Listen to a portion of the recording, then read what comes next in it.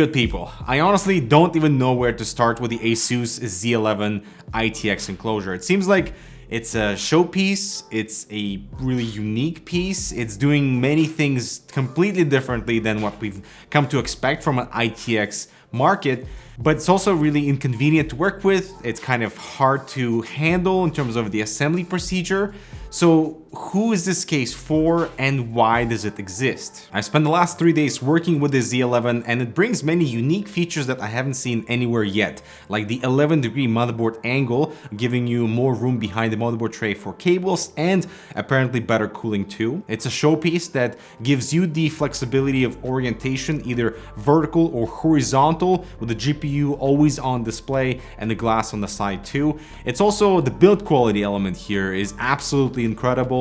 It's aluminum, glass, plastic, and steel that all work very well together in terms of material choices and aesthetics. But at $279, this case will be tough to recommend even for ITX lovers. So unless you are strictly ASUS RoG fan, maybe this thing isn't for you. So in this video, let's cover everything that is awesome about this Z11, everything that is interesting, and everything that is like, why? Why does that exist? Right after this. Wow, a mirror finish with ARGB lighting on a Team Group memory kit? Not so crazy after all. The entire module shines and reflects light for that unique look. The kits are available in 16 or 32GB capacities with up to 4000 MHz speeds. Check it out below. Alright, so first of all, before we get into this size comparison, let's admire what ASUS has done here with the aesthetics. I've never seen anything like it. It's a true ROG theme case with angular sections, brushed aluminum, tempered glass, really unique ventilation designs, and this complex structural layering on the front, on the sides, basically all around the enclosure that makes you feel like this is something that should be in space and not back on Earth. But on the contrary, because it's all brushed aluminum and glass, be prepared to constantly clean this thing after any sort of handling. And now let's talk about that size comparison. And this is kind of hilarious. Right next to the Corsair 4000D Airflow mid-tower and the Corsair One ITX enclosure, the ASUS Z11 is a behemoth. In the vertical orientation, it is taller than the 4000D mid-tower and is just slightly shorter in the length. So it's basically a mid-tower form factor, but for an ITX motherboard. That is an extremely risky move for ASUS to do because the ITX market is obviously shrinking. We're seeing compact ITX enclosures that can fit as much hardware as possible while not exceeding that mid-tower category. While here the Z11 almost highlights the direction they wanted to take, not care about the size at all, and just worry about the cool factor and the features. Like the I/O, for example, it is absolutely loaded. 4 USB ports, 2 of which are USB 3, a Type-C Gen 2. We have power reset buttons, a combo audio jack, and this LED button with which you can switch the lighting of the enclosure, or you can simply connect it to your motherboard for that cohesive software control. The I/O would be totally accessible to you regardless of the orientation. The power button, by the way, is in red and does not follow with the whole ARGB illumination on the power supply shroud and that whole ROG section at the front. As for the case accessories, we have this power supply extension that is used when the case is lying down horizontally. We have a power supply SFX bracket because the case supports both ATX and SFX power supplies. We have a radiator bracket for the bottom fan if you're going all water cooling here. We also have a pump bracket that has a bit of foam and can be installed on the interior. We also have this small aluminum screwdriver, which is going to be helpful for the assembly process. There's an adhesive plastic logo plate that is used when the case is in the vertical orientation, and finally some bits and screws plus a few zip ties. Make sure to look over the user manual because working with the Z11 is unlike anything I've worked with before in terms of actually accessing the interior, removing the panels, and like figuring out what goes where. So you get inside the enclosure by removing top panel that gives you access to the side panels, which are screwed in. Luckily, the mount here is super simple with the pegs at the bottom going in first, and then you just slide it from the top. Removing the case feet is easy. There's a thumb screw on the inside, and then you simply pop off the feet, which means you cannot carry the case by the feet. You cannot use them as handles because that single thumb screw on the inside will not support the weight of a fully loaded system. Now, the interior is unlike unlike anything I've worked with before, and it's kind of unconventional, kind of cool. So specs wise, you can mount DTX or ITX motherboards with CPU coolers up to 130 millimeters. So you either want to go with something low profile or a water cooler. GPUs up to 320 millimeters are supported, and ASUS says that triple slot cards can fit inside the Z11, but it can, but it also in most cases won't. So for example, the recently launched RTX 3090, it's a triple slot card and it's shorter than 320 millimeters. So in theory, it should fit, but two things. First of all, the GPU must have only 2 PCI brackets because as you can see, there's that little frame beside the PCI slots. And therefore, if you have a third on the graphics card, it will not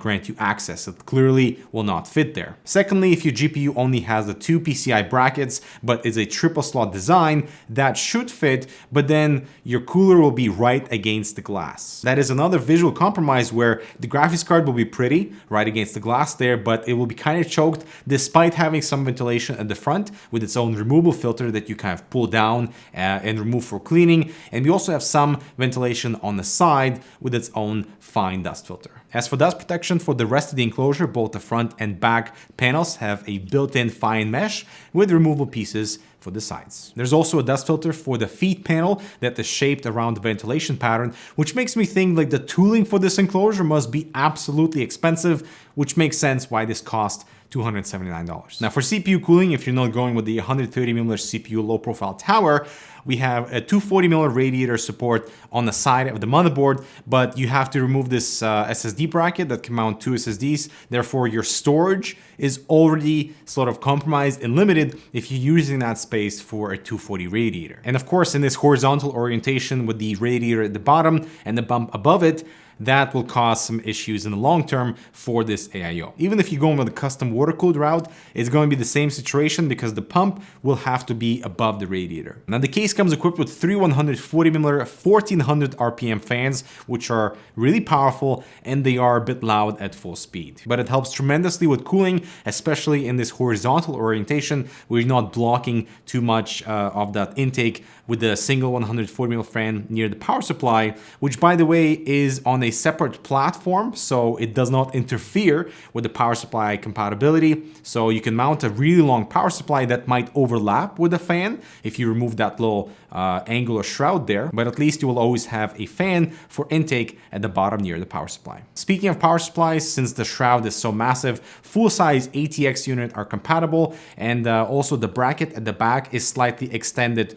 backwards, giving you slightly additional room for cables on the interior. And we also have that bracket, like I mentioned earlier, for SFX power supplies. Now the dual 140mm fans up top can be swapped out for 120mm fans, and you could potentially mount a radiator there, but it's not recommended simply because the motherboard I/O is facing exactly in that direction. So you need that space for clearance for all your cables. If you mount a radiator with a set of fans there, no way you can mount a DisplayPort cable because usually those are really chunky at the cable exit. And secondly, you can see that whole portion of the frame up top is almost blocked off without easy access. So I doubt you can actually fit or like jam a 240 radiator through it. As a cooling recap, there's a 140 intake at the bottom that can be substituted for a 120mm radiator with that bracket included. You can mount 2 120mm fans beside the motherboard for intake or exhaust with a respective 240 radiator. And for the top exhaust, we have the 2 140mm fans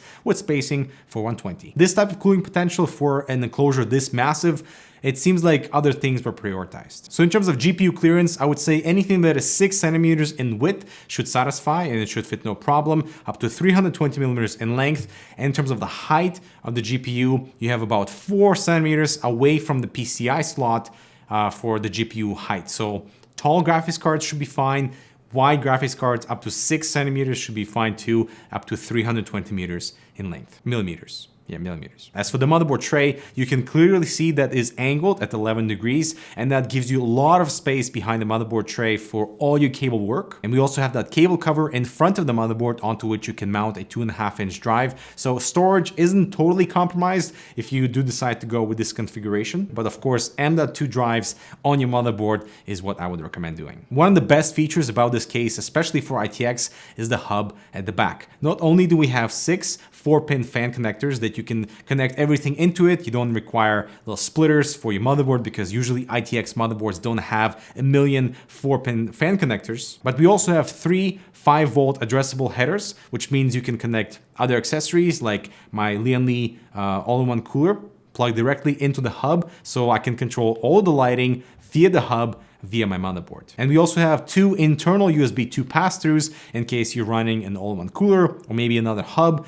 You connect both into the hub for the case, and then that goes into your motherboard. That is brilliant for an ITX system. Now, when it comes to the assembly process, everything is pretty much simplified in terms of mounting your motherboard, the GPU, the 240 radiator, and routing all your cables. In my example, the cable work took about maybe 15 minutes and it was pretty enjoyable. Yes, the angle helps to hide and stash some of the cables, especially where the angle is at its maximum.